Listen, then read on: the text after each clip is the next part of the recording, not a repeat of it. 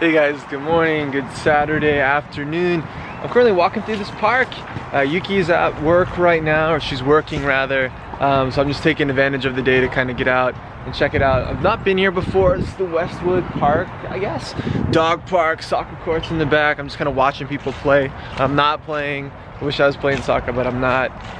But kind of, I'm thinking as I'm walking around here, I'm reflecting. I'm being very reflective right now about my time in Japan. And I thought I'd give it a little bit of a mull over with y'all. I never say y'all, I don't know why I said that. Alright guys, I found kind of a quiet place to do this. You know, it's one of those things, being in Japan and being a Westerner and a foreigner and not part of the culture makes you stand out in a lot of ways. And it draws attention to you in ways that start to feel normal over time.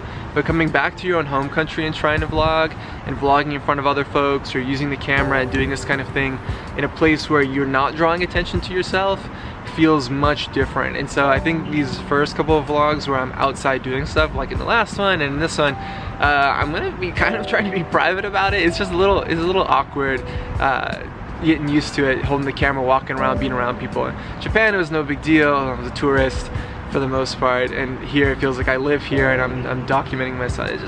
It's a weird dynamic, but you know, I'm walking around. There are people playing soccer, like I mentioned. In the background, I'm thinking about high school. I haven't wanted to play. I'm totally out of shape as far as soccer is concerned. There's dogs, thinking about my old dogs, kind of ruminating a little bit.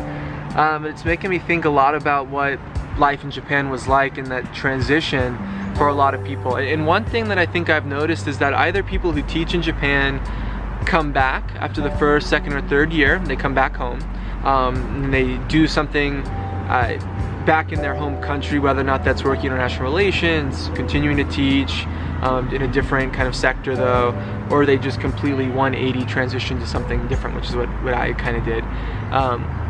And then there's those people who stay in Japan, whether or not that's because they really love it and they want to stay forever, or because they don't know how to make that transition back and then they feel like too much time's passed.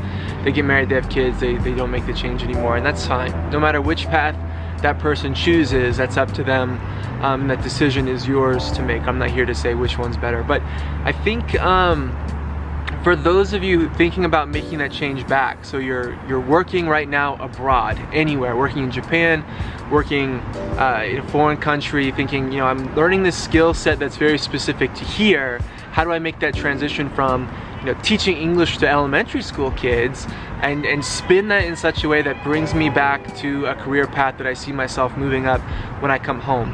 And that's something that was really hard for me. I spent 6 or 7 months in Japan just trying to organize myself and organize my thoughts, get everything straight in my head, build my resumes, reach out, make a LinkedIn presence, do all of these sort of things so that I could make that transition as easy as possible. I remember staying up late, working on resumes, reading over them, researching companies and scheduling Skype interviews at 4 a.m. in Japan time so that I could do a Skype interview with a company in California, whatever time that is for them. So that by itself was challenging, and making that change and that switch from making that switch of mindset to, this is my place of comfort. Japan was my place of comfort and ease and familiarity, and how do I take all of that and throw it away to come back to the US? And while the US was my home, I hadn't spent any of my adult working career there.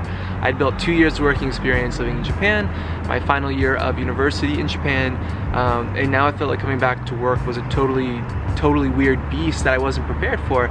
And that transition, I think, needed to happen for me. I needed the push because I was afraid. I was afraid to make that change and afraid to uproot my life again.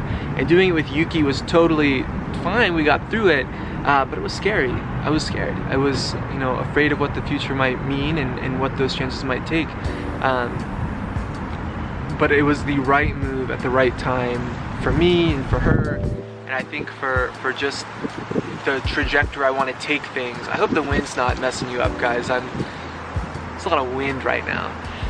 But making that transition back, and what I've told friends who are thinking about making that transition from Japan, is that if you want to make that transition, you should just make that transition with the most preparedness that you can and you should try to reach out to companies you can beforehand, get the support of your parents, find places that you can stay before you arrive, which are not things that I did necessarily.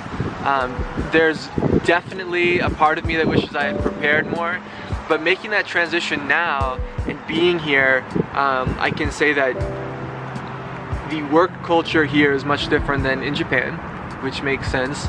I feel like it's much more of a grind here for me than it was in Japan. This is purely as an English teacher's experience abroad, not as a Japanese person's experience, because that's totally different.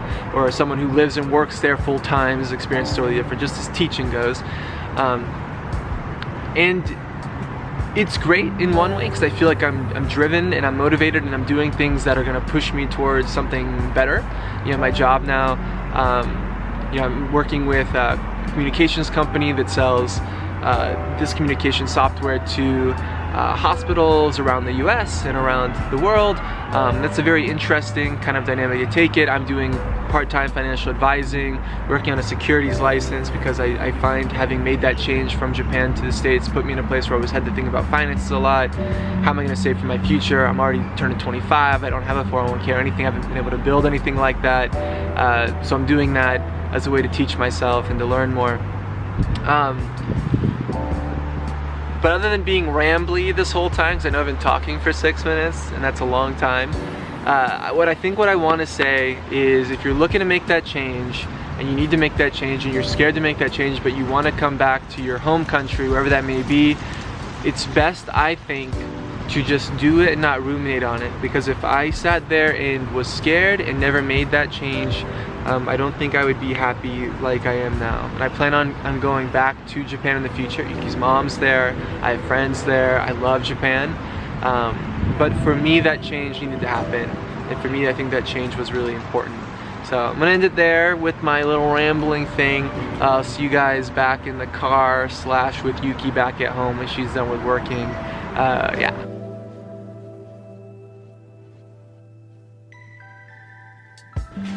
Hey guys, back home now. Yuki's all done with work. Hey bub, a little hand wave there. And Ollie's helping. Stop.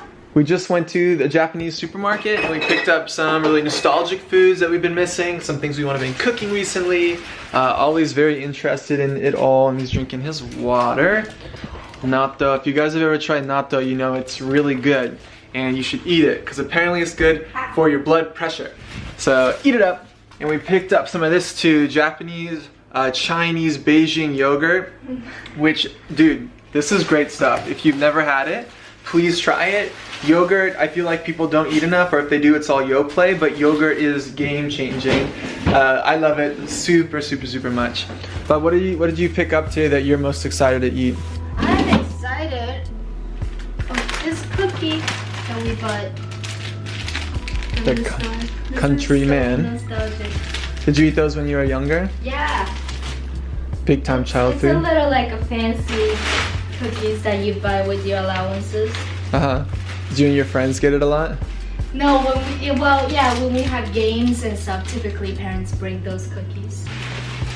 My parents would just bring Gatorade and Doritos, and I didn't like Gatorade or Doritos when I was little. But guys, that's kind of the video. I'm gonna go ahead and sign it off for today. Thanks for coming along while I just mused at the park and caring about what we bought in our refrigerator here. All right, we'll see you soon. Bye. Bye.